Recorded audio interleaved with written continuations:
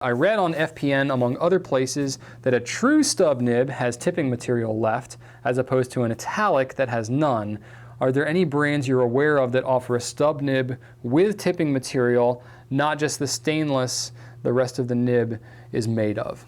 Okay, so you got some kind of mixed information here. The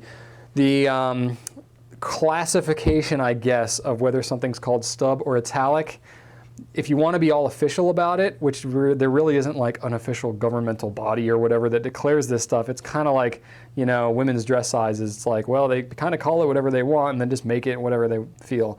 You know, so I usually use that women dress size analogy for nib grind like sizes and stuff, but it kind of works for the stub italic thing too.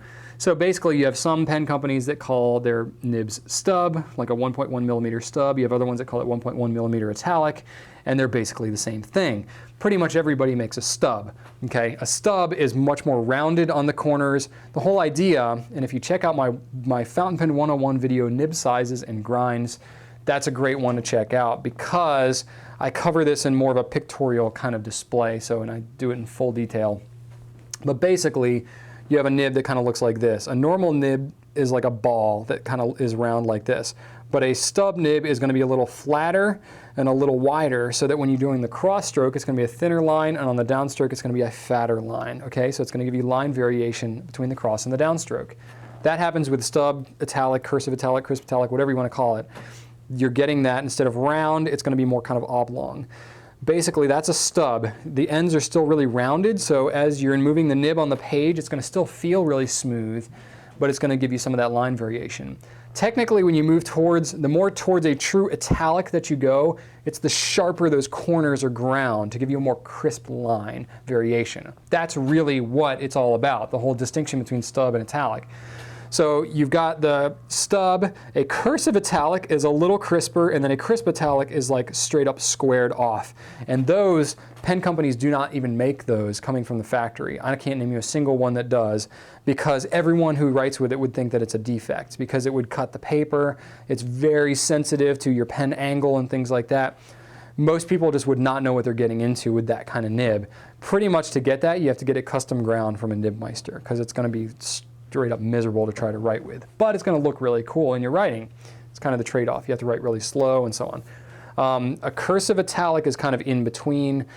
And so most pen companies are like making something of a stub or cursive italic type thing, you know, but it really doesn't have anything to do with whether it's tipping material or not as to what it's called. That might just be kind of coincidental or circumstantial as to what correlation there might be there, but it's really no like official designation really of any kind with any of this stuff.